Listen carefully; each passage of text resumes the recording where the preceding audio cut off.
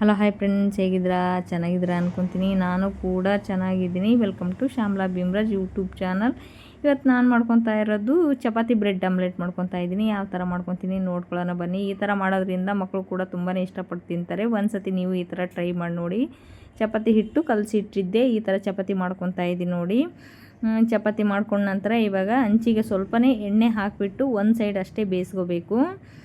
Side ಇದು ನೋಡಿ ಕಾಣಿಸ್ತಾ ಇರ್ಬೋದು. ಒಂದು ಸೈಡ್ ಬೇಯಿಸ್ಕೊಂಡ ನಂತರ ಇಲ್ಲಿ ಒಂದು ಬೌಲ್ ತೊಗೊಂಡ್ಬಿಟ್ಟು ಒಂದೇ ಒಂದು ಮೊಟ್ಟೆ ಒಡೆದು ಹಾಕ್ಕೊತಾ ಇದ್ದೀನಿ. ಅದಕ್ಕೆ ಈರುಳ್ಳಿ, ಹಸಿಮೆಣ್ಸಿನ್ಕಾಯಿ, ಕೊತ್ತಂಬರಿ, ಕರಿಬೇವು, ಸ್ವಲ್ಪ ಉಪ್ಪು ಹಾಕಿ ಚೆನ್ನಾಗಿ ಮಿಕ್ಸ್ ಮಾಡಿ, ಇಲ್ಲಿ ಚಪಾತಿ ಇಟ್ಟಿದ್ನಲ್ವ ಅದ್ರ ಮೇಲೆ 2 ಬ್ರೆಡ್ ಇಟ್ಟು, ಇದು ಮೊಟ್ಟೆ ಒಡೆದು ಇಟ್ಕೊಂಡಿದ್ದೀವಲ್ವ, ಇದು ಆಮ್ಲೆಟಿಗೆ ರೆಡಿ ಮಾಡ್ಕೊಂಡಿದ್ದೀವಲ್ವ, ಈ ಥರ ಬ್ರೆಡ್ಡಿನ ಮೇಲೆ ಹಾಕಿ ಚೆನ್ನಾಗಿ ಸವರಿ 2 ಕಡೆ ಬೇಯಿಸ್ಕೋಬೇಕು. ತುಂಬಾ ಚೆನ್ನಾಗಿರುತ್ತೆ, ಸಖತ್ ಟೇಸ್ಟಿಯಾಗಿ ಕೂಡ ಇರುತ್ತೆ.